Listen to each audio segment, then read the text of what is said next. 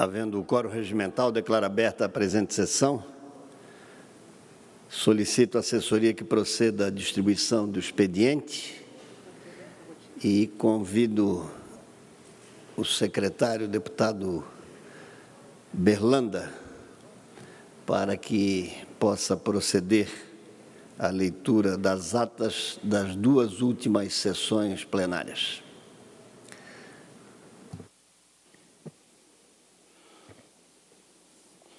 Cumprimento nosso presidente, Júlio Garcia, cumprimento também os demais deputados, deputadas, senhores catarinenses.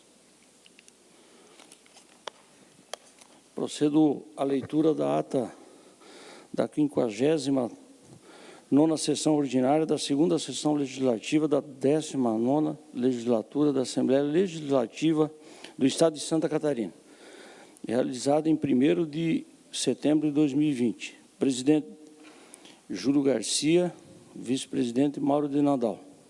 Secretários, deputado Laércio Schuster e Nilson Berlanda. Às 14 horas do dia 1º do mês de setembro do ano 2020, nesta cidade de Florianópolis, capital do estado de Santa Catarina, reuniu-se a Assembleia Legislativa em sessão ordinária. Havendo o quórum regimental, o senhor presidente declarou abertos os trabalhos e convidou o senhor deputado Nilson Berlanda, quarto secretário, para proceder à leitura das atas das sessões anteriores, que, em consonância com o parágrafo 1º do artigo número 106 do Regimento Interno, o senhor presidente deu por aprovadas. Expediente. O senhor presidente solicitou que se procedesse à distribuição. Breves comunicações. Fizeram uso da palavra os senhores deputados Ana Carolina Campanholo, Paulinha e Luciane Carminati e o senhor deputado Sargento Lima. Grande expediente. Nesse horário destinado aos partidos políticos, fizeram uso da palavra os senhores deputados Márcio Machado, do PL, Fernando Klenning e Valdir Cobalcini, do MDB, Bruno Souza, do Novo, e Milton Ramos, do Bloco Social Democrático. Ordem do dia. Foi aprovada em turno único a acessibilidade da proposta da emenda à Constituição de número 003/2020, foi aprovado em turno único, por maioria, com a abstenção do senhor deputado Bruno Souza. O projeto de lei número 0031/2020. Também foi aprovado em turno único o projeto de lei número 0424/2019, com emenda substitutiva global. Foram aprovados os pedidos de informação número 586 a 598 de 2020 e as moções de número 410 a 417 de 2020, sendo que o número 415 foi aprovado por maioria, com o voto contrário do senhor deputado Maurício Kudilac. Ainda foram aprovados os requerimentos de número 1207, 1212 e 1214 a 1223 de 2020. Dando continuidade à ordem do dia, o senhor presidente deferiu os requerimentos de número 1202 a 1206, 1208 a 1211, 1213 e 1224, a 1231 de 2020, e comunicou que encaminhará aos destinatários as indicações de número 1713, 1719 de 2020. Nada mais havendo, o senhor presidente, antes de encerrar a sessão, convocou outra especial para hoje, às 16h31, para constar. Eu, quarto secretário, lavrei a presente ata. Ata da 8ª sessão especial da segunda sessão legislativa da 19ª legislatura da Assembleia Legislativa do Estado de Santa Catarina, realizada em 1º de setembro de 2020. Presidência, deputados Mauro de Nadal e deputado Bruno Souza. Às 16h31 do dia 1º do mês de setembro do ano de 2020, nesta cidade de Florianópolis, capital do estado de Santa Catarina, reuniu-se a Assembleia Legislativa em sessão especial. Dando início, o senhor presidente deu conhecimento aos senhores e senhoras parlamentares de que a sessão foi convocada através do requerimento do senhor deputado Bruno Souza e aprovado pelos demais parlamentares para ouvir o secretário de Estado de Educação, a fim de prestar esclarecimentos acerca do plano de retomada das atividades escolares. No momento seguinte, o senhor presidente transferiu os trabalhos para o senhor deputado Bruno Souza, prosseguindo. E já na condução dos trabalhos, o senhor presidente concedeu a palavra ao senhor secretário de Estado de Educação, Natalino Urgione, por até 10 minutos. Após a explanação do senhor secretário, o senhor presidente fez o uso da palavra na qualidade de autor do requerimento da convocação pelo tempo de até 5 minutos. Prosseguindo, iniciaram-se as indagações dos senhores parlamentares e logo após o senhor secretário Natalino Urgione respondeu os questionamentos. Finalizando, o senhor presidente agradeceu a presença do senhor secretário e, antes de encerrar a sessão, convocou outra ordinária para o dia seguinte, no horário regimental, para constar. Eu, quarto secretário, lavrei a presente ato. Seria isso, senhor presidente. Muito obrigado, deputado Nilson Berlanda. Na forma do regimento, damos as atas ora lidas por aprovadas. Breves comunicações, estão inscritos os deputados Ismael, deputada Paulinha, deputado Vicente Caropreso, deputado Márcio Machado, deputada Luciane Carminato, deputado Gessé Lopes e deputada Ada De Luca. Tem a palavra o primeiro orador inscrito, o deputado Ismael. Boa tarde, presidente. Boa tarde, senhores deputados, senhoras deputadas. Hoje é dia de celebrar os 170 anos da cidade de Blumenau. Como todos sabem, a história de Blumenau surge com o doutor Helmut Blumenau, ele que aqui chegava no dia 2 de setembro de 1850, fundando a colônia de Blumenau, ele e mais 17 amigos, colonos, todos eles de confissão luterana, que chegavam em Blumenau com uma intenção muito clara, explícita, de fazer crescer aqui em Blumenau um povoado essencialmente agrícola. Alguns anos depois, lá por 1880, chegava também em Blumenau a famosa fábrica de tricotagem Hering. E aí, Blumenau passa a ter uma outra vocação, uma vocação eminentemente empresarial, surgindo aí vários ramos, cristais, porcelanas, malhas. Blumenau sempre se destacou como um polo têxtil no Brasil e na América Latina, chocolates, cama, mesa, banho, mais recentemente software, né, se tornando um dos principais polos de produção de aplicativos no Brasil. Destaque também aqui na saúde, a liderança em transplantes, enfim. Esta é a Blumenau, nascida sob o signo do trabalho, do charme e, por que não dizer, da cidadania.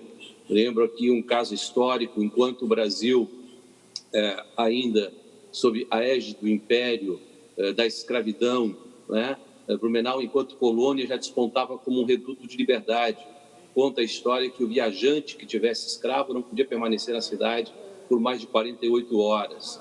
Mas também, não só na perspectiva do trabalho, mas o charme na beleza das suas edificações, das suas construções em estilo enxaimel, na alegria do povo, através de suas bandas, de suas festas típicas, na gastronomia, na beleza da natureza, mas, sobretudo, na expressão de um povo acolhedor e um povo muito determinado. Em 1851, um ano depois da fundação da colônia, nós já tivemos a primeira grande enchente em Blumenau. E aí marcou vários anos e várias décadas, historicamente, aí 83, 84, mais recente, a calamidade de 2008, com mais de 3.000 casas destruídas na cidade. Mas nada disso, nenhuma dessas intempéries conseguiram destruir a determinação da gente blumenauense. Por tudo isso, nós nos orgulhamos dessa história, dessa biografia de 170 anos. E fica aqui, senhor presidente, nosso registro aos que nasceram em Blumenau, como eu, ou aqueles que adotaram a cidade como sua cidade, os nossos parabéns a todos os blumenauenses que fazem dessa cidade um orgulho a todos os catarinenses. Era isso, senhor presidente. Obrigado pelo espaço. Próximo orador inscrito, a deputada Paulinha.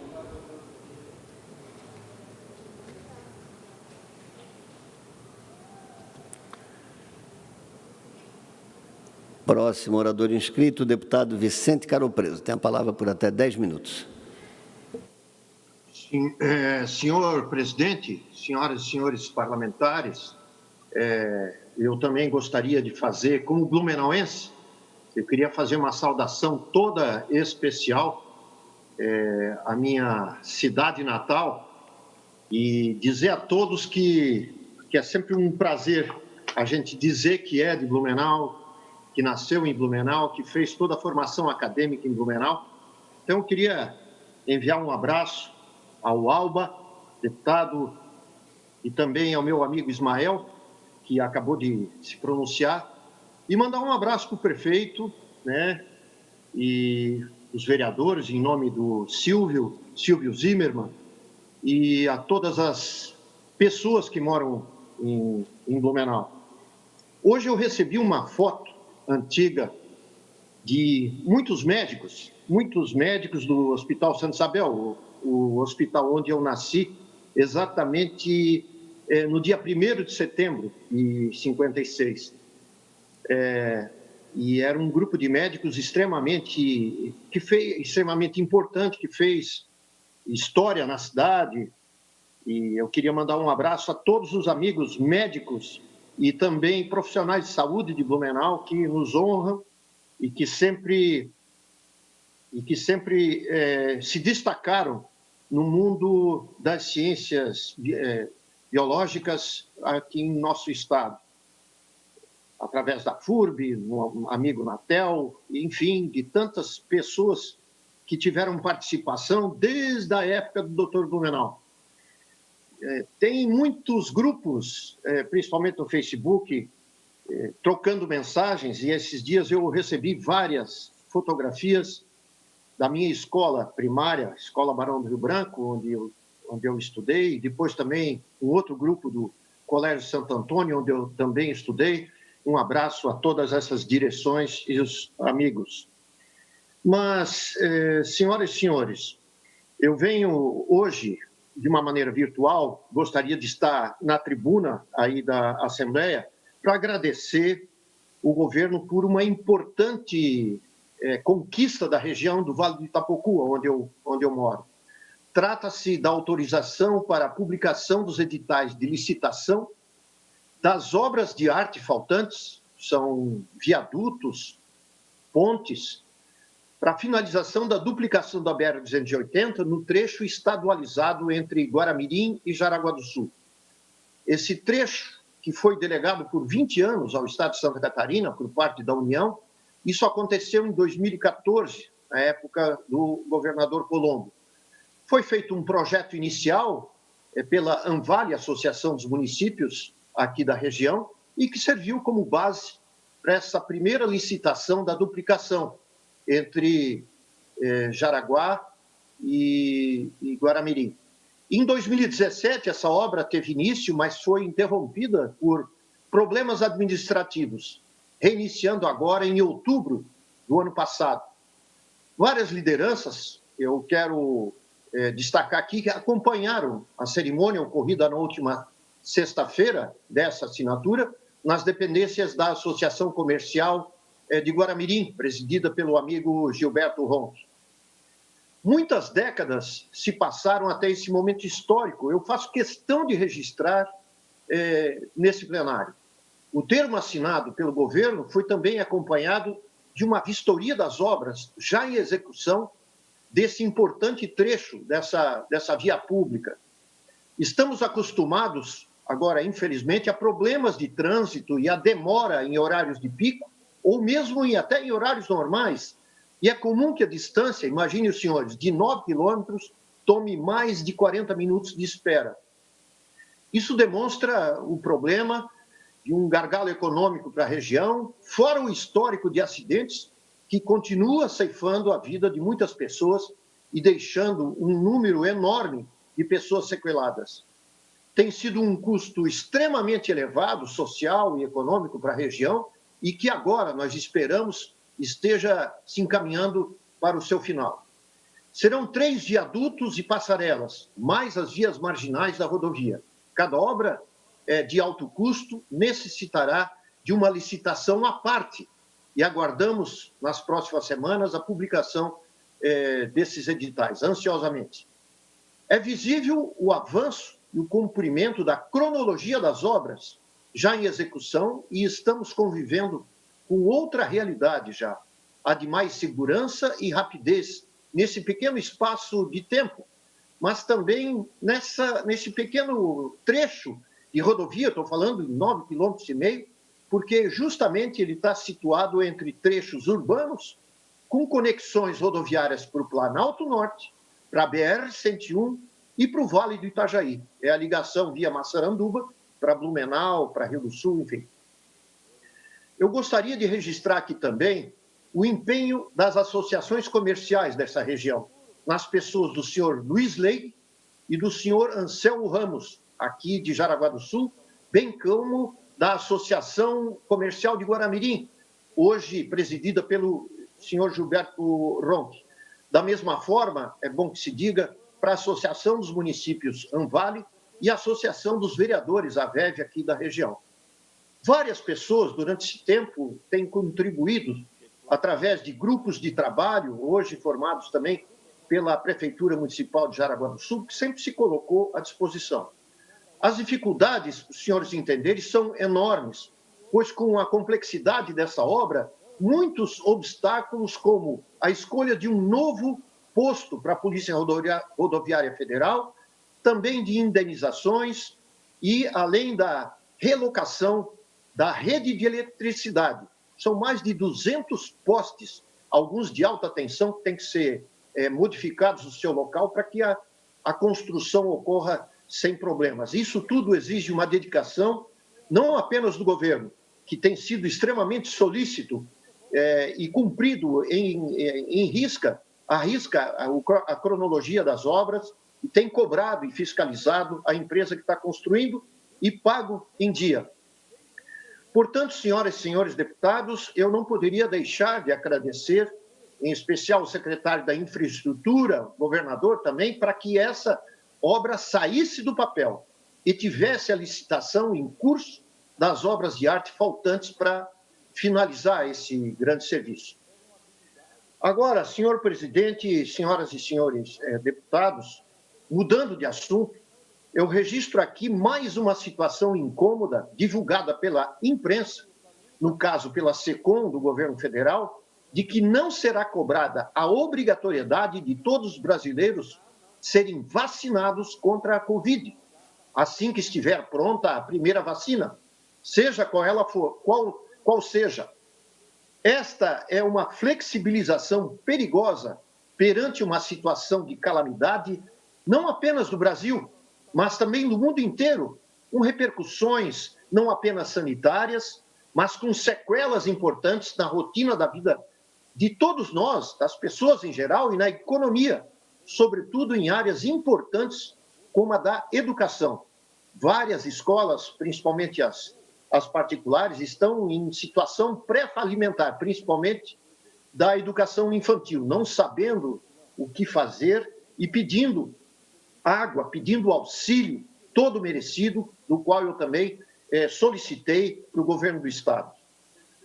Mas esse motivo de não obrigatoriedade é alegado, então, um direito constitucional do cidadão, dele querer ou não receber a vacina. Olhem, senhoras e senhores, é legal, mas certamente imoral, pois minimiza a percepção do perigo e da gravidade da doença e alimenta, isso que é pior, a descrença no método de vacinação e da ciência.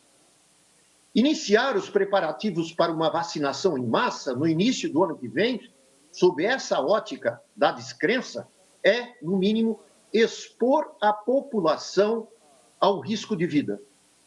Então, a gente pede ao governo federal, a quem possa interferir, que reavalie os termos dessa comunicação dita social e que fortaleça esse importante avanço que é a vacinação. Quem sabe seja a solução de boa parte do problema que estamos vivendo com o novo coronavírus. Finalmente, senhor presidente, eu deixo registrado o agradecimento a todos os profissionais de saúde que têm se arriscado e atendido a população do nosso estado nesses últimos meses. Alguns, inclusive, deram suas vidas.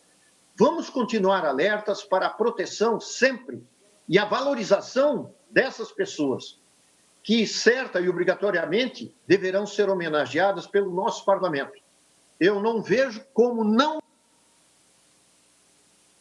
1 minuto para concluir, deputado. Obrigado, senhor presidente.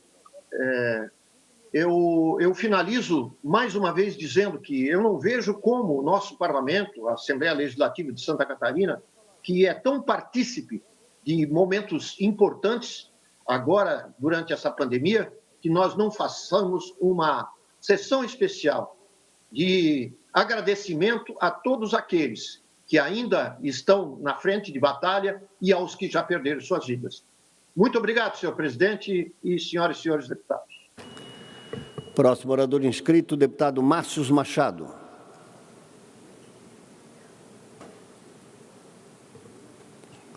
Deputado Márcio, tem a palavra por até 10 minutos.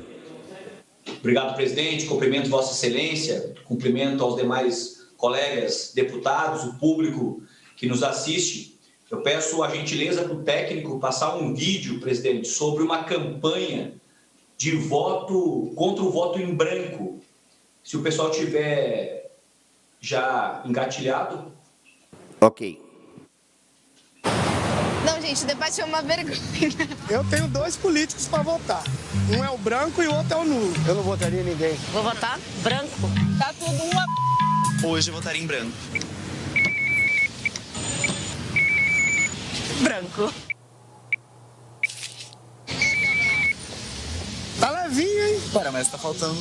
Faltou a carne, né? E o bacon. Tá de brincadeira. Cebola e maionese. Tá muito ruim. Este é o Whopper em branco, um sanduíche com ingredientes escolhidos por outra pessoa. E quando alguém escolhe no seu lugar, não dá pra reclamar do resultado. Que facada no meu coração. Escolheram por nós. Eu ainda tenho tempo pra votar, pera. Não vou votar mais em branco, não. Cara. Seria bem ruim 4 anos desse lanche.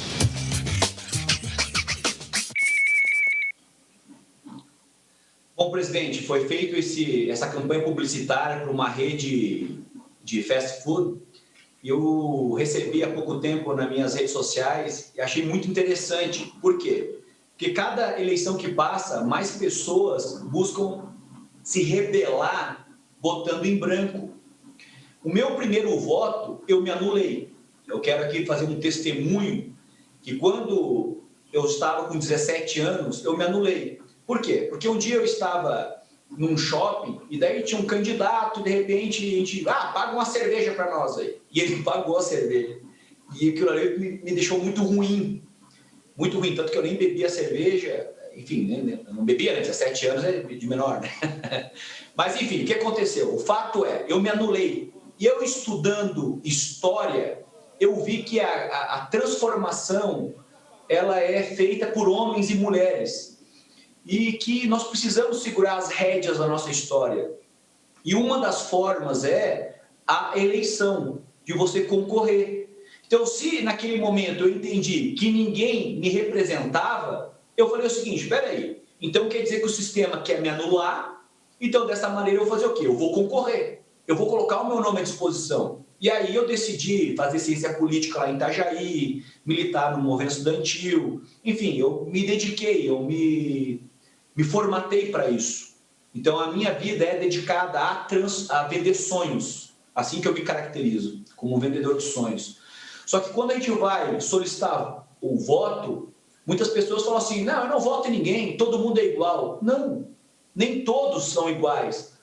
Os dedos da mão não é igual. Pode ter 2 gêmeos univitelinos, eles pensam diferente. Então, o que nós precisamos fazer? E aí eu deixo uma sugestão ao presidente Júlio Garcia, que a gente possa fazer uma campanha análoga a esta, uma vez que é uma rede de lanches, e a gente sabe que faz uma propaganda de efeito de triangulação, mas que a Assembleia, que tem pessoas excelentes na comunicação, poderiam fazer uma campanha orientando sobre a questão do voto em branco. Porque quando eu voto em branco, eu me anulo. Quer dizer o quê? Que o outro decida por mim. Então, eu passo uma procuração em branco para que o outro decida. Então, nós precisamos que as pessoas ou votem, escolham um candidato, porque não é possível, todo mundo é ruim, todo mundo não presta, e sempre generaliza, política é tudo igual. Não, político não é igual. Nós somos fruto da sociedade, e é isso que nós somos, gente. Não é um alienígena, eu não vim de Marte.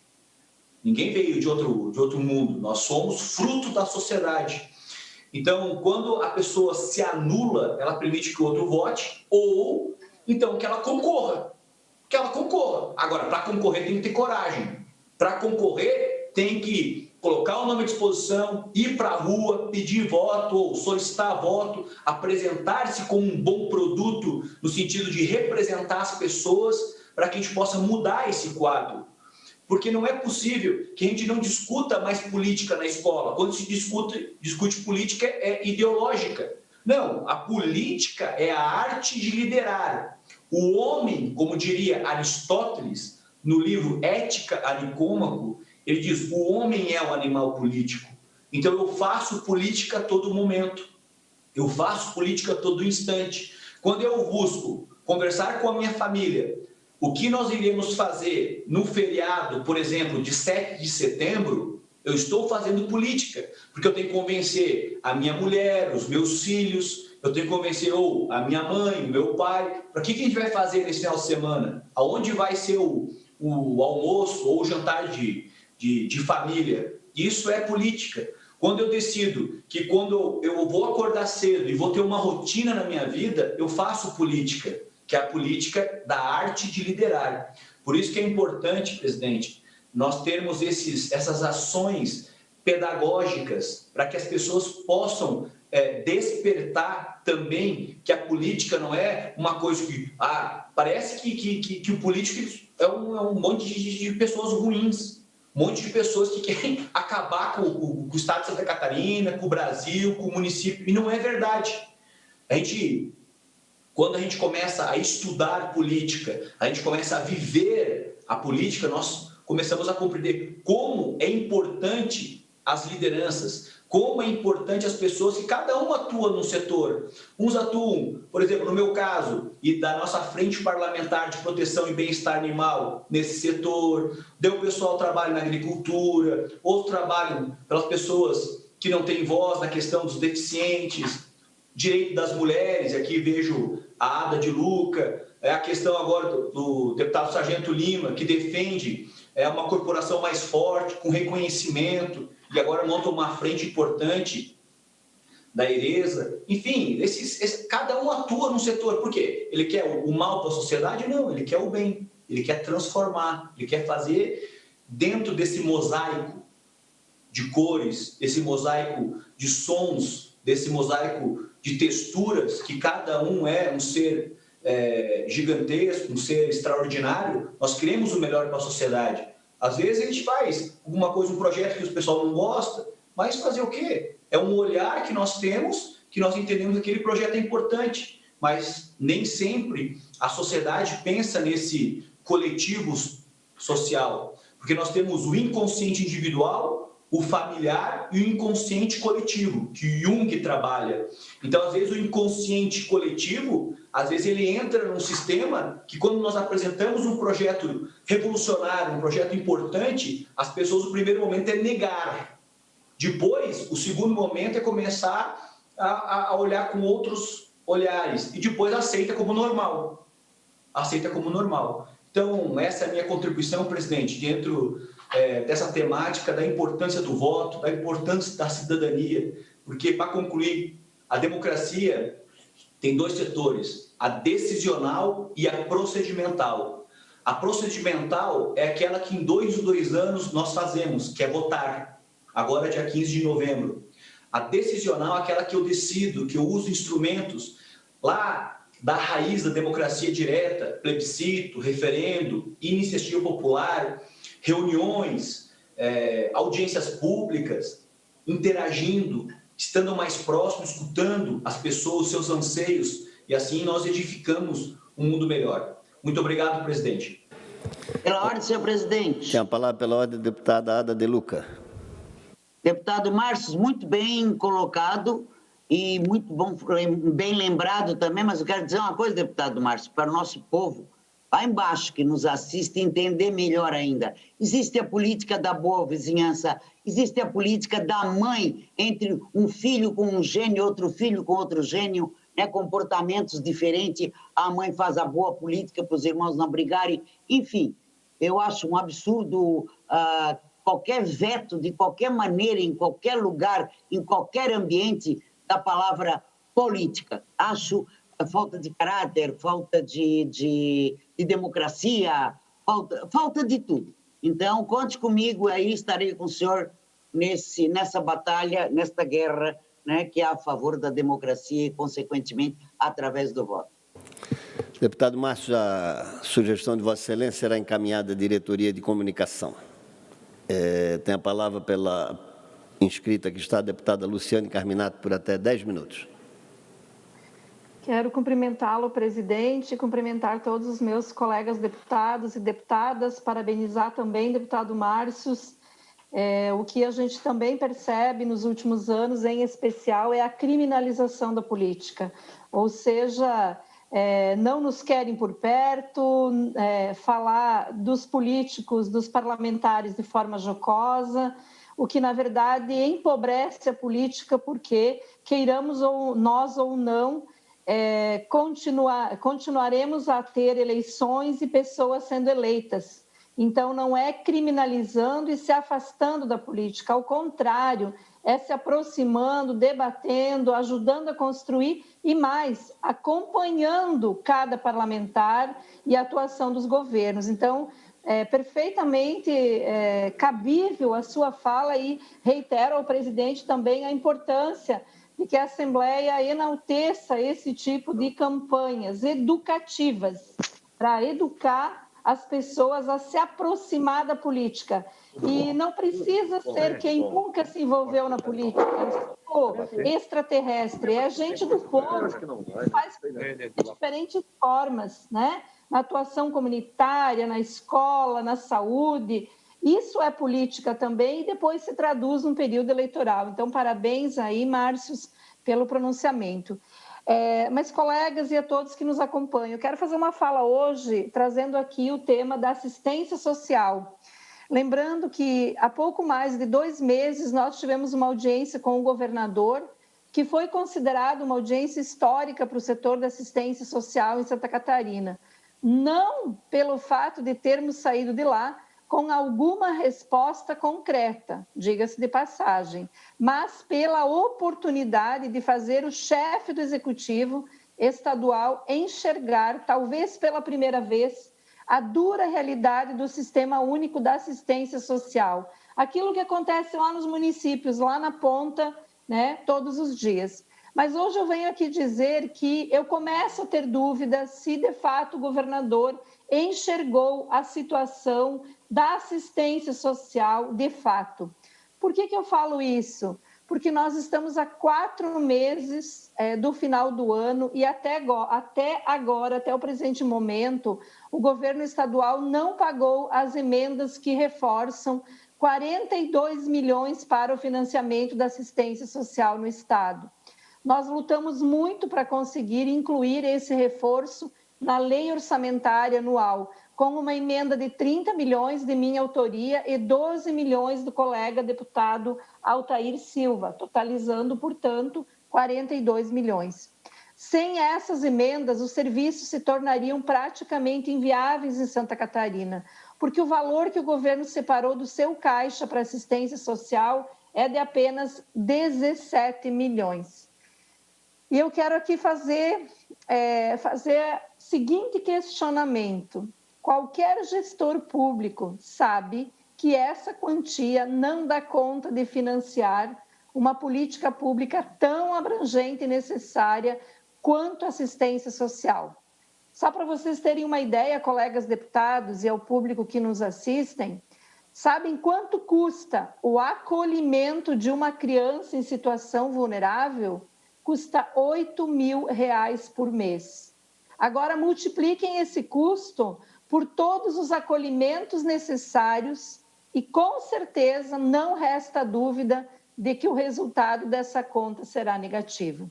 Para piorar ainda mais, veio a pandemia, elevando a níveis altíssimos a demanda nos centros de referência dos municípios, demanda de cestas básicas, auxílio funerais.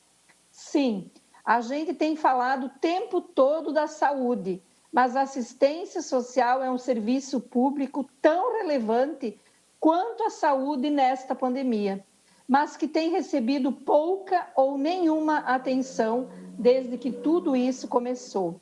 Aliás, após a pandemia, as demandas da saúde vão se estabilizar, ao contrário da assistência social, por conta de toda a vulnerabilidade gerada.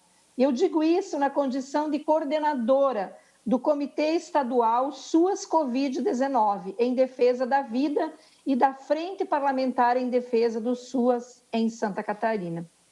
Colegas deputados e deputadas, o Estado precisa ser proativo e tratar a assistência social como serviço essencial, como ele é. E deve ser uma política pública de Estado, não de governo, mas em Santa Catarina nós ainda não alcançamos esta dimensão. Ontem, colegas deputados, eu me reuni com a FECAM e o colegiado de gestores municipais da assistência social para tratar da urgência da liberação destas emendas. O deputado Altair Silva também participou desta reunião. O cenário é dramático. Santa Catarina tem 392 centros de referência da assistência social, que são as unidades locais onde os serviços são prestados à população. A maior parte dos recursos que mantém os CRAS vem da receita dos municípios, que vocês sabem, só não é baixa nas grandes cidades, né? Não é só baixa nas grandes cidades, ela despencou em todas as cidades durante a pandemia. Sabem quanto cada prefeitura recebe de recursos do cofinanciamento estadual? O recurso que cada prefeitura recebe em Santa Catarina equivale a R$ 5.000 por mês. Isto é inacreditável. Não paga nem sequer, deputada Ada, o salário de uma assistente social, enquanto cada rede precisa de 8 a 10 profissionais para dar conta da demanda dos CRAS e CRES. Por isso, nós deliberamos por uma reunião... essa tragédia. Por isso, nós deliberamos por uma reunião com as secretarias estaduais da Fazenda, do Desenvolvimento Social, junto com o governador, para tratar da liberação urgente desses 42 milhões de reais, discutindo esses valores para assistência social, com possibilidade também de autonomia para os municípios e indicação dos prazos de quando esses recursos cairão na conta de quem tem um desafio enorme de atender as necessidades básicas da população. Com este informe, eu peço o envolvimento aqui, presidente, também dos colegas deputados e deputadas e de toda a sociedade. Afinal, a responsabilidade com as crianças, os idosos, as mulheres, as famílias em condição de risco e também as pessoas com deficiência é de todos e todas nós. Muito obrigada, presidente. Próximo orador inscrito é o deputado Gessé Lopes. Tem a palavra por até 10 minutos, deputado.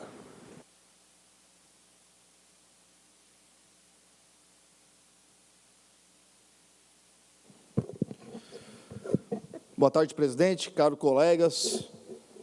O Brasil apresentou essa semana uma baixa de 10% no PIB no Brasil nesse último trimestre.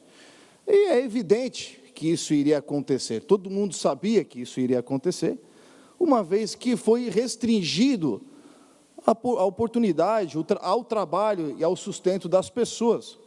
Isso aí, todo mundo sabia que isso iria acontecer. O espantoso é eu acordar e ver militantes colocando essa conta para o presidente pagar, como se a culpa tivesse sido do Bolsonaro por esses quase 10% na baixa do PIB no Brasil. Será que ele tem culpa disso? Vamos relembrar aquele fato, aquele pronunciamento dele, polêmico. Eu fiz um compilado de algumas coisas que ele falou e eu quero reproduzir aqui, por favor. Surgiu para nós o sinal amarelo. Começamos a nos preparar para enfrentar o coronavírus. Nosso ministro da Saúde reuniu-se com quase todos os secretários de saúde dos estados para que o planejamento estratégico de enfrentamento ao vírus fosse construído.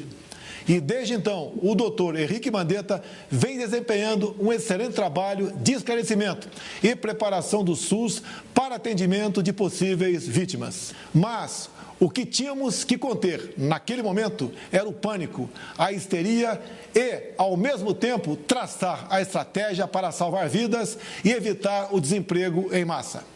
O vírus chegou, está sendo enfrentado por nós e brevemente passará. Nossa vida tem que continuar. Os empregos devem ser mantidos. O sustento das famílias deve ser preservado. Devemos, sim, voltar à normalidade. Algumas poucas autoridades, estaduais e municipais, devem abandonar o conceito de terra arrasada, a proibição de transportes, o fechamento de comércio e o confinamento em massa. 90% de nós não teremos qualquer manifestação caso se contamine. No meu caso particular, pelo meu histórico de atleta, caso fosse contaminado pelo vírus, não precisaria me preocupar. O FDA americano e o Hospital Albert Einstein, em São Paulo, buscam a comprovação da eficácia da cloroquina no tratamento do Covid-19. Nosso governo tem recebido notícias positivas sobre esse remédio fabricado no Brasil. Então, presidente, caros colegas, o Bolsonaro, além de mito, é um profeta, né? Dia 24 de março, ele falou exatamente o que iria acontecer e aconteceu. E quando ele fez esse pronunciamento, o mundo caiu e desabou na cabeça do presidente e, mais uma vez, se mostrou estar 100% correto. A esquerda ela é mentirosa, dissimulada. É isso aqui a verdade. Ou são analfabetos, porque provavelmente não sabe o que é PIB, né? Que é a produção, que é o produto interno bruto, advinda do trabalho, aquele trabalho que vocês incentivaram as pessoas a ficar em casa e não trabalhar, porque a saúde era mais importante. Aí agora estão preocupados com a economia. Muito provavelmente nem sabem o que significa PIB e nem da onde que vem o dinheiro do PIB e da produção. Para quem acha que existe universidade gratuita, para quem acha que existe educação gratuita, para quem acha que existe saúde gratuita, não saber disso é, no mínimo, coerente. O Brasil tem acompanhado aí o pessoal do contra, tem tempo inteiro atacando e tentando colocar a culpa das coisas no presidente, né? Aí a culpa da economia agora do presidente, a culpa agora das mortes é do presidente, né? Pode passar a primeira imagem. Em Santa Catarina estão espalhando esse outdoor aí do Bolsonaro, referendo, como se ele fosse aí remetendo ele à situação da morte, como se ele fosse culpado pelas mortes do Covid. Uma covardia fazer esse tipo de manifestação. E sabe quem que patrocinou isso aí? Pode passar? A Sinacef. Logicamente, um sindicato não poderia ser diferente, né? Pode passar? E será que ali associações de servidores das escolas federais, pode passar? Será que eles sabem das bandeiras aí da Sinacef? Educação pública gratuita, de qualidade e laica. Né? Deve cair do céu o dinheiro para essas pessoas. Né? Democratização das instituições, né? Como se já não fossem democráticas. Redução da jornada de trabalho sem redução salarial. As matemáticas deles, né? Pode passar. Contra todo tipo de discriminação ou intolerância racial, LGBT-fóbica de gênero, né? Bem tendencioso. Autonomia da classe trabalhadora frente ao Estado, né? Deve ser aí a ditadura do proletariado, né? Que eles devem buscar.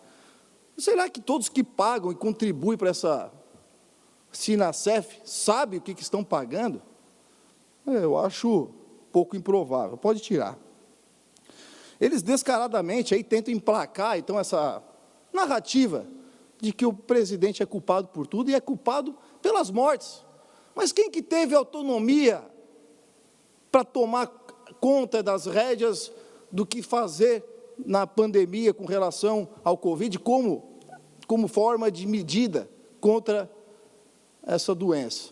Pode passar. Então, foi determinado pelo STF, que decidiu pelos estados, que os estados e os municípios teriam o poder para estabelecer essas regras sobre o isolamento.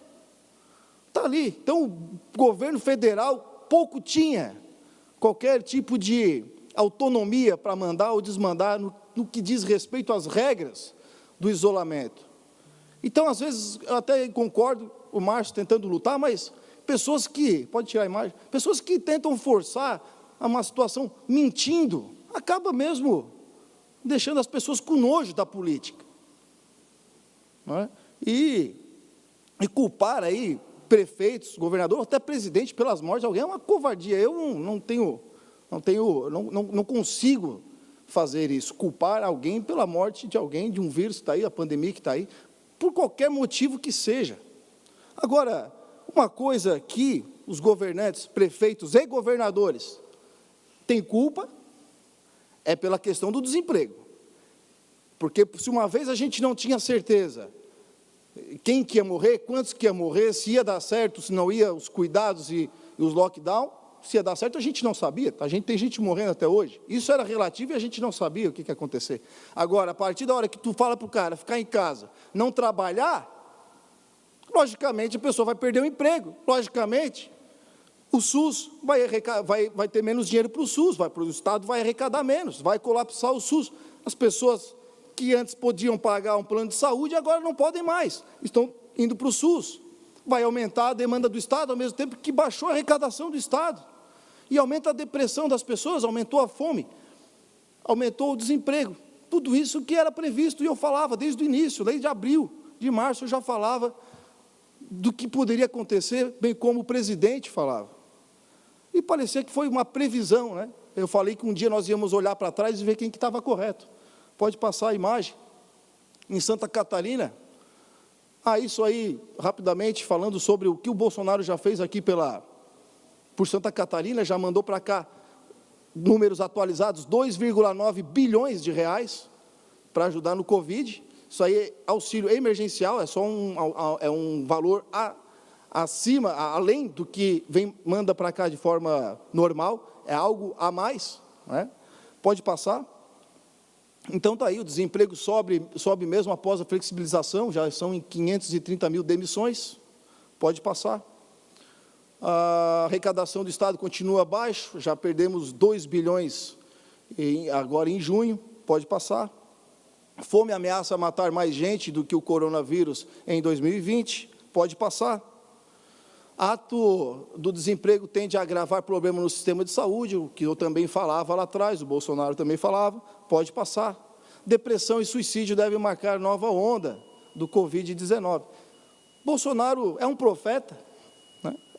Alertamos o Brasil lá atrás, o presidente alertou o Brasil lá atrás, e não deram bola, ainda ridicularizaram o presidente, e agora querem culpá-lo por os resultados que ele tentou alertar e foi ridicularizado lá atrás. Será que a turma aí do Fique em Casa vai se sentir culpado por essa situação aí? Que eles ajudaram? 30 segundos, presidente. 1 minuto para concluir, deputado. Será que o pessoal aí então do Fique em Casa vai se sentir culpado por ter apoiado, incentivado, dizendo que a saúde a gente via depois, que o importante era a saúde, que o emprego a gente via depois? Será que eles vão se sentir culpados por isso, assim como eles estão culpando o Bolsonaro por uma coisa que ele realmente não fez? Muito pelo contrário.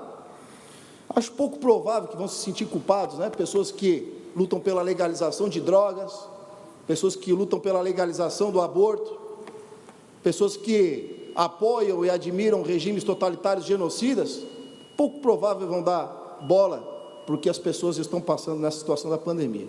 Muito obrigado, presidente. Horário destinado aos partidos políticos. O primeiro horário é do Partido dos Trabalhadores. Sou eu, presidente. Novamente. Deputada Luciane Carminato tem a palavra no horário do Partido dos Trabalhadores por até 6 minutos. Ok, então. Entramos na segunda fase do PRONAMP, Programa Nacional de Apoio a Micro e Pequenas Empresas de Pequeno Porte, a microempresas e empresas de pequeno porte, na expectativa de que seja diferente do que foi a primeira fase. Na primeira fase, os cerca de 16 bilhões de reais se esgotaram, deixando uma multidão de fora. E Santa Catarina conseguiu ficar com menos de 1 bilhão, cerca de apenas 924 milhões de reais desse montante. No nosso estado, onde as micro e pequenas empresas correspondem a mais da metade dos negócios ativos, apenas 11 mil conseguiram concretizar a linha de crédito. Dessas, as microempresas ficaram com apenas 28,2% dos recursos, enquanto as pequenas, que pressionaram para ter mais acesso ao programa, levaram 71,8%. Isso porque a rede bancária preferiu emprestar para as pequenas empresas que têm maior porte e mais recursos. Se o programa tivesse priorizado a microempresa com 70% do valor do crédito para esse segmento, o número de negócios contemplados poderia ser bem maior do que os 11 mil e mais famílias catarinenses estariam protegidas nesta crise da pandemia. Uma pesquisa feita pelo setor empresarial de Florianópolis mostrou que 95% dos micro e pequenos empresários têm necessidade de crédito e desses, apenas 10% conseguiram recursos do programa. Dos demais, 80% tiveram resposta do banco apontando uma pendência e 20% nem sequer tiveram resposta. Um pequeno empresário nos contou que teve o pedido negado pelo banco por não ter histórico de crédito. Isso porque, nos seus 15 anos de negócio, ele nunca precisou pegar um empréstimo. Vocês imaginam que isso é justo para com esse empresário na hora que ele mais precisa? Para se ter uma ideia da demanda por crédito em Santa Catarina, a Receita Federal encaminhou correspondência a 427 mil microempresas e empresas de pequeno porte, informando que poderiam se candidatar aos recursos do PRONAMP. Não significa que todas se candidatariam, mas apenas pouco mais de 11 mil conseguiram diante de uma crise que atinge a maioria dos negócios. Entre as empresas que responderam a uma pesquisa recente do IBGE, apenas 13% conseguiram crédito para pagamento de salários. Isso significa que a falta de financiamento continua sendo um grande gargalo para o setor empresarial enfrentar a pandemia. Nós já solicitamos desta forma, colegas deputados, uma audiência com o secretário estadual da Fazenda e solicitamos a ele que articule junto ao CONFAS e ao governo federal medidas mais inclusivas, capazes de atender a maioria dos nossos empreendedores catarinenses, que mantêm a nossa economia de pé.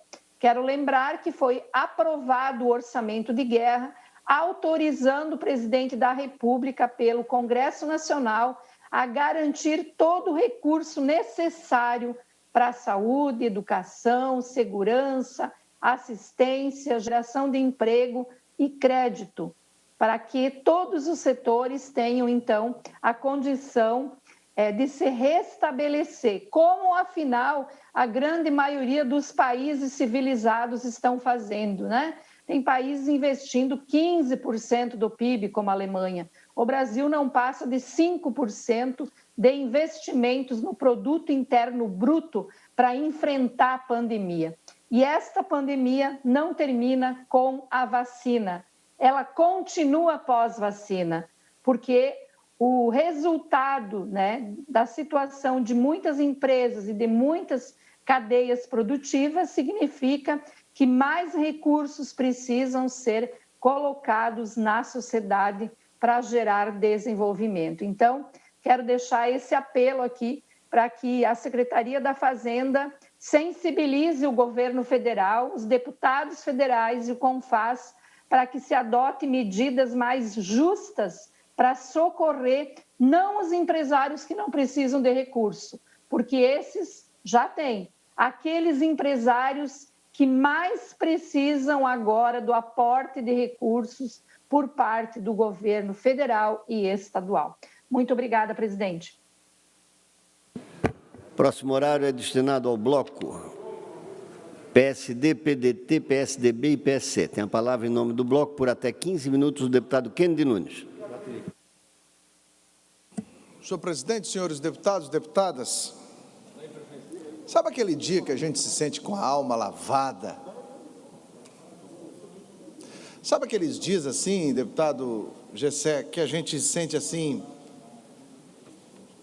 ufa, valeu. Quando nós lemos aqui o relatório da CPI, eu fiz um desabafo, era quase meia-noite, e eu disse, só faltou uma coisa, eu queria ter dito, esteja preso. E o relatório da CPI, feito pela comissão e pelo relator, foi impecável. E quem acompanhou os depoimentos e o trabalho da CPI, pôde ver que o relatório da CPI era o extrato da verdade. Mas o governo e os seus aliados dizem e gostam de dizer que essa questão do pedido de impeachment é político. E estão fazendo na justiça catarinenses, que é a justiça que tem tantas coisas para resolver, que muda a vida de certas pessoas, que buscam na justiça os seus direitos, entram com ações e mais ações só para tardar o processo ou tentar conturbar o processo. E às vezes, sabe, às vezes eu fico pensando assim, será que eu estou sendo injusto? Será que eu estou forçando demais? Porque eu sou daquele tipo assim, ou me ama ou me odeia. Eu, quando acredito, deputado Nazareno, nas coisas, eu vou ao fundo, porque eu quero saber a verdade. E a gente lê, principalmente alguns colegas jornalistas, especificamente da NSC TV, da TV Barriga Verde e do SBT aqui de Santa Catarina, e peço vênia para falar, pois somos jornalistas, né? Somos jornalistas, a gente sabe como é que funciona, a gente sabe, está tudo certo, não tô julgando, a gente sabe. Mas quando a gente começa a observar algumas falas, algumas escritas, alguns comentários, a gente fica naquele negócio assim, meu Deus, será que eu estou sendo envidrado, será que eu estou sendo embriagado pela política e o que a gente está falando tem só o viés político? E ontem, na minha fala, sobre este assunto do impeachment, eu disse que eu oro todos os dias para que o STJ se movimentasse, afinal de contas, O processo subiu para o Supremo e ficou lá em cima e a gente não sabia. Pois olha, deputado Gessé, Vossa Excelência falou agora do nosso presidente Bolsonaro, que falava sobre essas questões coisas, e Vossa Excelência disse que ele seria um profeta.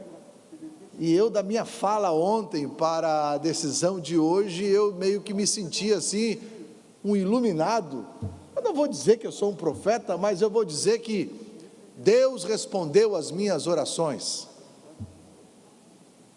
Porque não esperava eu que da minha fala ontem aqui ia sair o parecer do eminente ministro do Supremo Tribunal de Justiça, Benedito Gonçalves. Catarinenses, o que eu vou ler aqui não é algo político. O que eu vou ler aqui não é um relatório feito por políticos. O que eu vou ler aqui não é um relatório feito por deputados da oposição. Não. Eu vou ler aqui trechos de uma decisão do ministro do Supremo Tribunal de Justiça. Isso aqui para mostrar não para os catarinenses não. Os catarinenses sabem do crime que foi acometido, os catarinenses já têm certeza. Me cobram, Kennedy, quando é que vocês vão tirar ele de lá? Os catarinenses sabem, eu vou ler aqui para os jornalistas, eu vou ler aqui para os colegas jornalistas, para os editores de rede de televisão e comentaristas políticos que insistem em dizer, aliás, eu ouvi uma fala de um comentarista da CBN, que dizia que, um dia que eu, na minha atuação na CPI, disse que eu fui deselegante com o corregedor-geral. Eu não fui deselegante. É que o corregedor-geral, à época, o professor Felipe, disse, por espontânea vontade, disse, eu não tenho o telefone do governador. Não fui deselegante. E quando eu cheguei e perguntei, é porque eu queria perguntar o que o catarinense queria, que estivesse ali no meu lugar, queria perguntar, afinal de contas, eu sou aqui a voz do que não tem voz, a oportunidade dos que não têm oportunidade de falar, neste lugar, eu sou aqui, eu estou aqui, e eu sempre quando falo, eu falo em nome das pessoas que não têm condição de chegar aqui. Gostem ou não gostem, estou nem aí para vocês. Mas eu vou ler a decisão do coisa. Eu não vou me ater a ler tudo, só vou ler algumas partes. Ministro, eu quero ver agora, a deputada Paulinha não está aqui, é a líder do governo, queria ver muito a deputada Paulinha aqui, até para ver se ela ia falar alguma coisa com relação a essa decisão, porque parece que tudo que chega aqui contra o governador Moisés, eles vão buscar a vida do cara que denunciou, para tentar, mas vai falar sobre o ministro, sobre a procuradora, vai lá o gabinete do governador que está funcionando, está procurando a vida de todos os deputados que estão denunciando lá, a procurar agora a decisão aqui, ó. Vamos lá? Vamos lá, então. Superior Tribunal de Justiça, inquérito número 1427, DF 2020/0192571, dígito 4. Relator, ministro Benedito Gonçalves. Requerente, Ministério Público Federal. Olha o que diz aqui. Há conversas de WhatsApp, intervenções telefônicas, quebras de sigilo e inúmeros depoimentos e interrogatórios a subsidiar o requerimento do Ministério Público Federal. Olha só, gente, no que tange especificamente o governador do estado de Santa Catarina, aduz o Ministério Público Federal, abre aspas, os elementos de informação colhidos dão conta que o governador Carlos Moisés aparentemente teve relevante participação nos fatos apurados, inclusive autorizando o pagamento antecipado dos valores à empresa indicada por Fábio Gaust. Não sou eu dizendo não, governador, é o ministro. Conforme exposto ao que tudo indica, essa aqui foi para arrasar.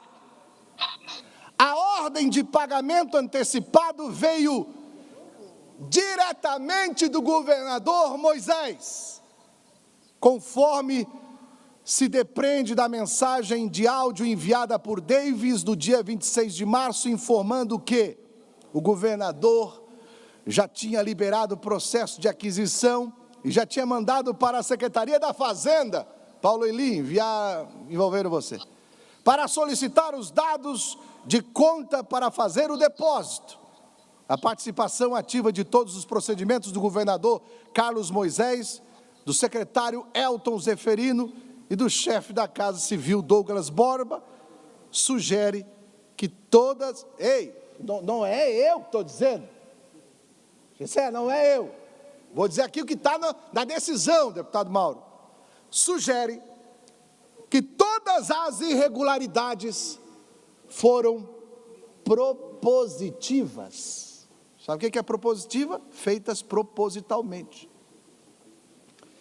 O Estado de Santa Catarina assinou no dia 24 de março de 2020 um protocolo de intenções com as empresas Intelbras para a importação de 100 respiradores. Primeiro, o governador assina juntamente com o secretário o protocolo de intenções. Segundo, porque o preço dos respiradores fornecidos pela Intelbras foi de R$ 7.147.000, sendo que o preço unitário seria de R$ 71.000. Portanto, quando o governador autorizou o pagamento dos ventiladores ao preço unitário de R$ 165.000, a empresa Vegamed, o governador Carlos Moisés tinha plenas condições de notar o sobrepreço praticado, o qual foi constatado posteriormente pelo estudo técnico do Tribunal de Contas, diante da flagrante diferença. Agora, olha só o que diz aqui. Há, portanto, fortes indícios da participação do governador Carlos Moisés nas ilicitudes praticadas que causaram danos graves ao povo de Santa Catarina. Moisés, lembra que eu falei, Moisés, que tu tinha culpa no cartório? Sim. Lembra que eu falei aqui? Que eu falava lá na CPI? Pois agora não sou só eu falando, não. É um ministro do Supremo Tribunal de Justiça. Você, Moisés, sabia de tudo. Você mesmo. Que eu sei que está me assistindo aí na Casa da Agronômica. Você sabia de tudo. E por isso, que a Polícia Federal vai aparecer aí. Prepara um café. Prepara um café. Eles chegam de manhã cedo, tá? Porque a decisão do ministro foi passar o inquérito para a Polícia Federal, para que, sobre a coordenação deste relator, acompanhado do Ministério Público Federal, promova, no prazo de 90 dias, as diligências tendentes à colheita de provas acerca de prática dos possíveis crimes acima, sem prejuízo de outros. Ei, aqui, ó, não adianta apagar mensagem agora, não adianta esconder computador, não adianta fazer essas coisas, porque eu vou ler uma coisa aqui que vai assustar vocês que estão querendo fazer aí. Decisão do juiz. Ó aqui. Que aqui fala no relatório que descobriram que o Douglas apagou mensagem. E eles têm um programinha lá que busca. E o melhor de tudo, sabe aquele negócio que eu queria o esteja preso? Aí saiu aqui, ó. Fixo as seguintes medidas cautelares pessoais aos investigados Douglas Borba, Leandro Adriano Barros, Fábio de Ambrósio Gaust, Davi Perini Vermelho, César Augustus Martins Thomas Braga e Pedro Nascimento Araújo. Primeiro, ausentar-se do país, entrega de passaporte proibição de qualquer contato com os demais investigados ou suspeitos, comparecimento mensal a juízo, ter que estar em casa para dormir das 10 da noite às 6 da manhã, e nos feriados, domingos e demais dias de folga, não pode sair de casa. E o melhor, uso de tornozeleira eletrônica, chipar os caras. Eu sempre acreditei na justiça. Isso aqui é como se estivesse lavando a alma do catarinense. Não é minha, não. Não é minha, não, porque eu falo desde o segundo turno que o Moisés ia ser um desastre para Santa Catarina. Não é minha, não. Não é nossa, deputado Cobalcini, da CPI, que trabalhamos tanto. Não é uma lavagem da alma, não. Uma lavagem da alma do catarinense, que viu o seu estado sendo roubado num momento de pandemia e que agora, 171 dias depois, nós não temos ainda nem os respiradores, Bispo Sérgio Mota, e nem os leitos que estavam para ser preparados. Catarinense, lavamos a alma. Lavamos a alma. Gente vai entregar passaporte, tornozeleira eletrônica, e Moisés, quero ver a PF batendo na tua porta. Está aqui, vai dar. Prepara.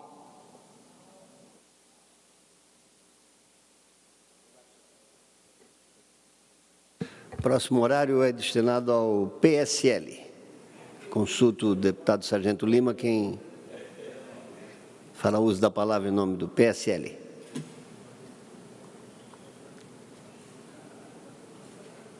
PSL passa o tempo dele ao deputado Kennedy aí para conclusão aí, presidente. Tá bom o negócio. Deputado Kennedy, deputado Sargento Lima, passa a palavra para Vossa Excelência em nome do horário do PSL por até 7 minutos.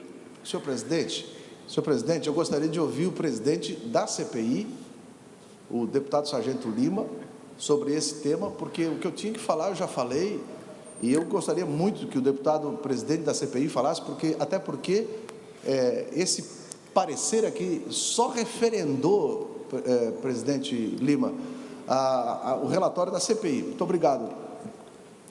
Deputado Lima tem a palavra. Bom, não vou aqui voltar, já fomos elogiados pelo trabalho, porém a gente enfrentou algumas críticas, O deputado Kennedy Nunes já citou algumas dessas críticas ao longo de todo o processo da Comissão Parlamentar de Inquérito, A principal delas ali era em relação ao terminar em pizza. Nós conseguimos aí promover, não o nome da nossa comissão parlamentar, mas promover o nome do parlamento catarinense, que mais uma vez não se fez ausente diante dos anseios de uma sociedade que buscava a resposta.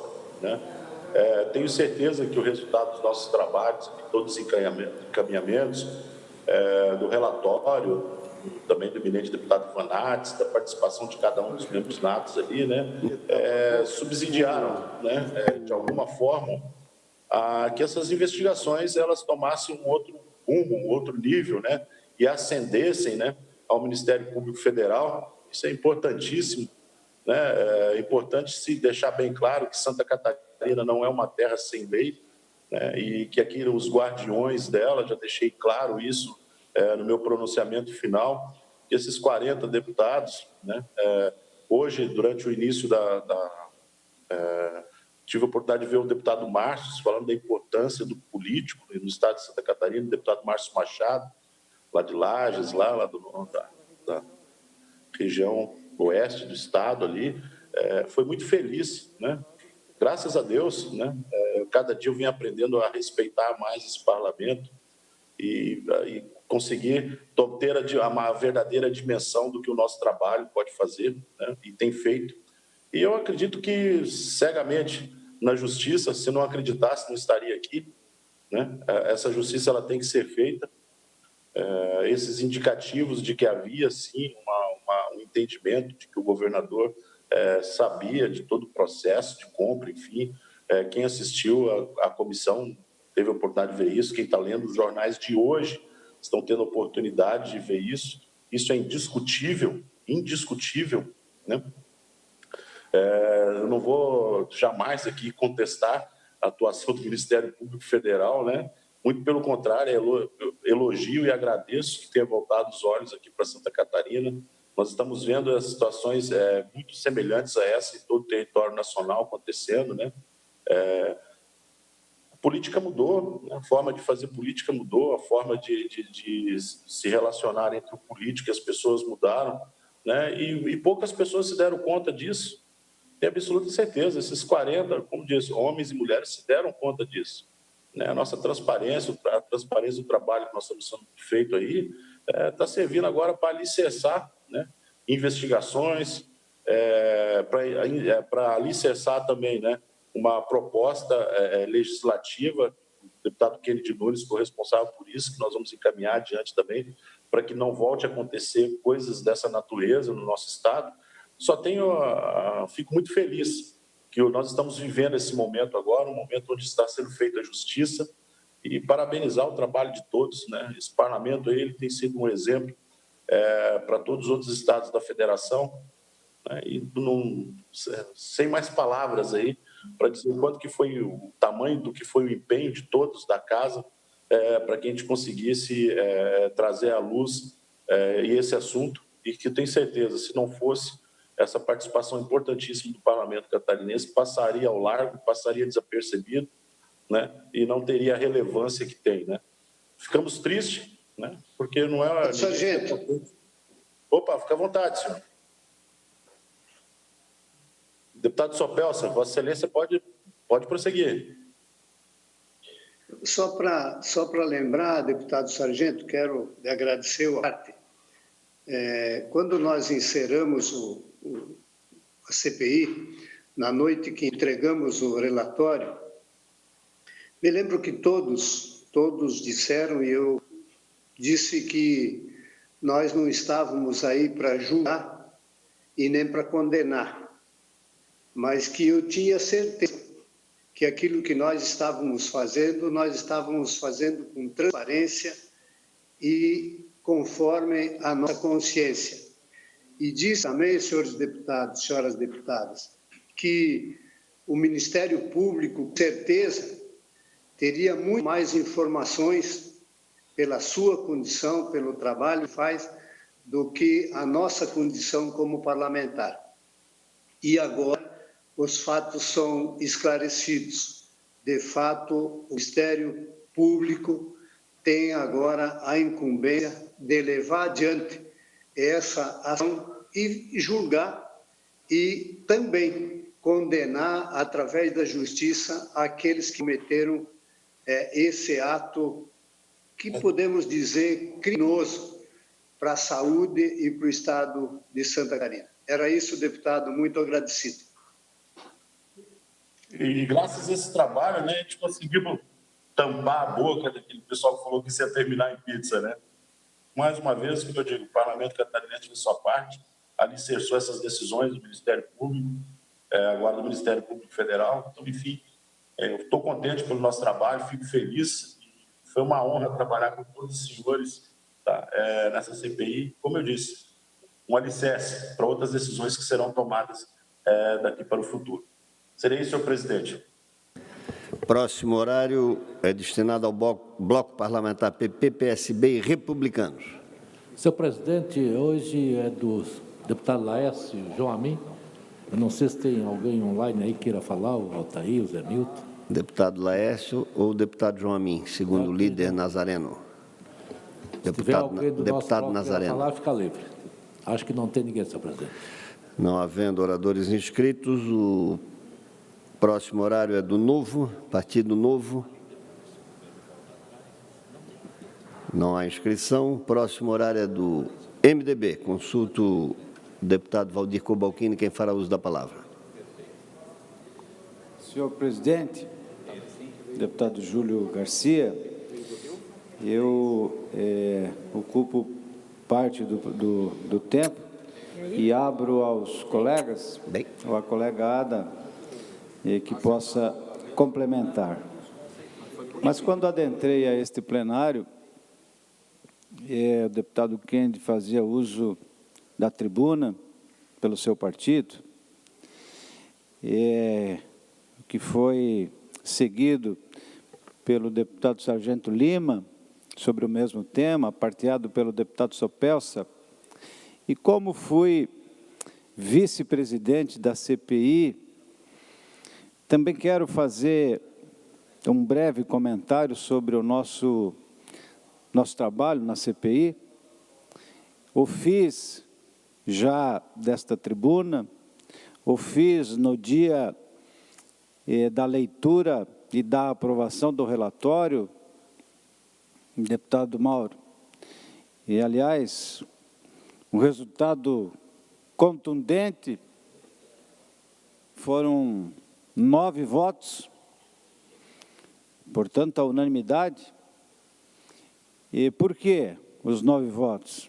Que o trabalho foi realizado com extrema responsabilidade, muita seriedade, e houve sim a participação de absolutamente todos os deputados, os depoimentos, todos eles importantes, foram ouvidos, e todos aqueles que supostamente tiveram participação nesse negócio extremamente, além de desastroso, mas que trouxe um prejuízo muito grande ao Estado, que manchou a administração pública e o nosso Estado.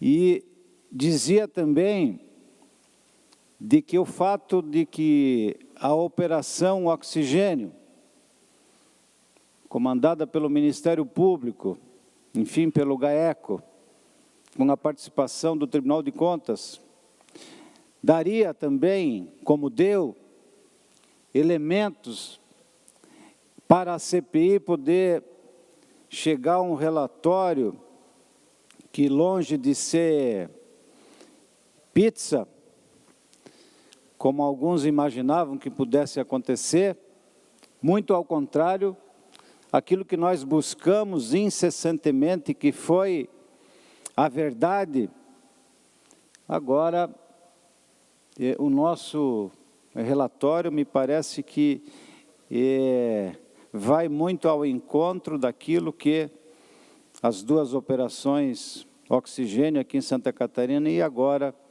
o STJ.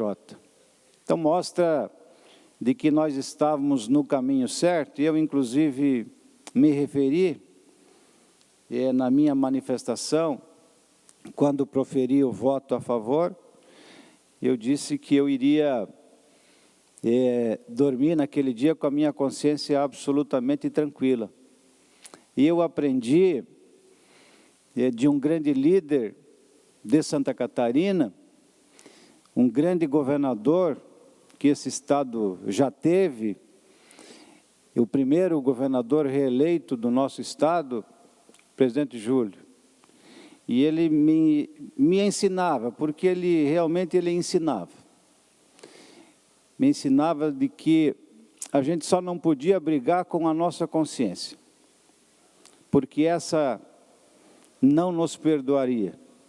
Nossa consciência iria nos acusar para o resto da vida. Mas que quando nós estivéssemos com a razão, nós podíamos brigar com quem quer que seja. E então, nenhum de nós se permitiu brigar com a sua consciência. Muito embora as muitas tentativas e que sofremos de mudar a rota que nós estávamos traçando. O relatório que foi construído, ele foi construído a muitas mãos. Foi da contribuição de cada um dos parlamentares que participaram nesta CPI, representou a média do que foi o relatório, minucioso. E nós não tínhamos não tínhamos como mudar sequer uma vírgula, um ponto e vírgula. O relatório aprovado é a síntese daquilo que aconteceu na CPI e a síntese do que aconteceu nesse negócio, e que não foi apenas nebuloso, mas foi um negócio que constrange, que envergonha Santa Catarina pela forma fácil como esses criminosos conseguiram assaltar o nosso Estado sem qualquer tipo de resistência. E esses que facilitaram essa venda e essa compra que lesou o nosso Estado, certamente que encontrarão na Justiça a resposta por aquilo que fizeram ou deixaram de fazer. Tem uma célebre frase do nosso eterno presidente do nosso partido, Ulisses Guimarães, que dizia: não roubar, não deixar roubar, pôr na cadeia quem rouba. Nesse caso, aconteceu tudo isso. Alguém deixou que isso acontecesse. E o pecado não é apenas fazer. O pecado também é deixar fazer, ser omisso. Muito embora sabendo do que estava acontecendo. Então, demonstra, caros colegas, deputados, deputadas, que o trabalho que fizemos, ele encontra também no Ministério Público, tanto aqui quanto lá, o respaldo, o respeito, porque muito, se não tudo, todas as conclusões que nós chegamos, me parece que é o caminho também encontrado pelo Ministério Público, tanto estadual, até onde atuou, quanto agora o federal. Então, nos deixa ainda mais tranquilos, com a nossa consciência absolutamente tranquila. Não que sentimos alegria, nem prazer de termos feito esse trabalho, mas alegria, e se eu posso dizer, é de a gente ter trilhado um caminho que nos levasse apenas à verdade. Só isso que nós queríamos. E eu quero dizer de que todos os deputados, absolutamente todos os deputados, componentes da CPI, deram de si o que tinham de melhor. E saímos da CPI melhores do que entramos. E temos a obrigação de contribuir para que legislações mudem e que não se encontre mais esse tipo de ambiente em que se permita, no futuro, que se repita aquilo que aconteceu. E essas ferramentas também a CPI apontou, de forma que eu reputo a importância de termos tido um presidente como o Sargento Lima, extremamente equilibrado, de termos tido um relator que soube ouvir cada um dos parlamentares e de termos tido... Deputado Cobalcini. Sim, deputado Moacir Sopelso.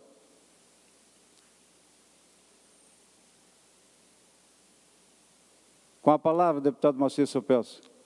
Se Vossa Excelência me permitir, só para contribuir, senhor presidente, deputado Júlio Garcia, Vossa Excelência, que ofereceu também toda a estrutura da casa.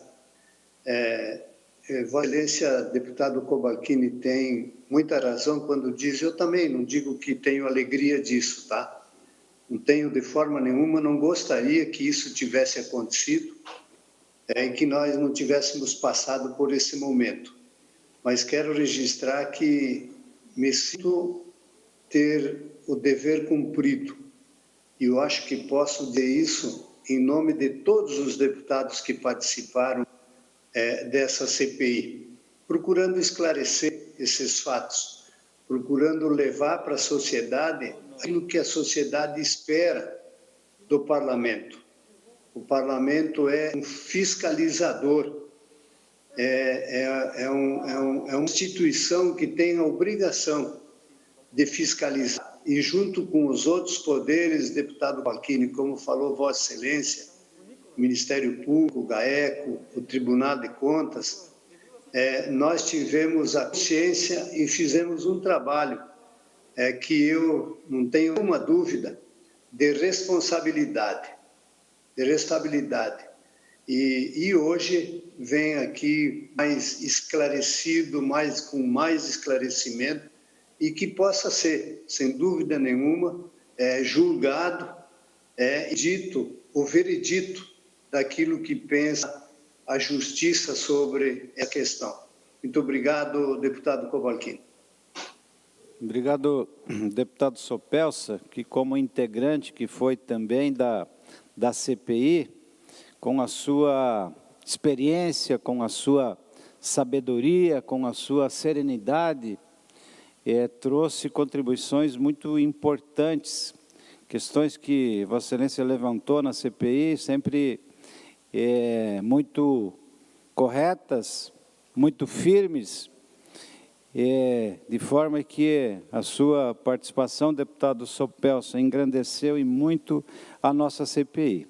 Acho que nós fizemos a nossa parte, oferecemos ao Ministério Público elementos importantes para o prosseguimento das investigações, e eu não tenho nenhuma dúvida de que o próprio Poder Judiciário terá, na peça que foi construída por nós, fortes elementos para fazer com que aqueles culpados que agiram contra o nosso Estado possam pagar exemplarmente por tudo aquilo que fizeram, ou se não fizeram, se omitiram, que foi exatamente aquilo que aconteceu. Quero, então, concluindo, senhor presidente, dizer de que hoje nosso sentimento, repetindo aquilo que disse, é de termos feito aquilo que deveríamos exatamente ter feito, né? Por isso, que esse parecer que hoje chega ao nosso conhecimento, de uma certa forma, nós que participamos da CPI, nos faz crer ainda mais de que o nosso trabalho efetivamente alcançou o resultado que todos nós buscamos. Próximo horário é destinado ao PL. Consulto-se a oradores inscritos no PL. Não havendo, obrigado, deputado Márcio Machado, passamos a suspensão da sessão e retornaremos na hora do dia às 16 horas. Está suspensa a sessão.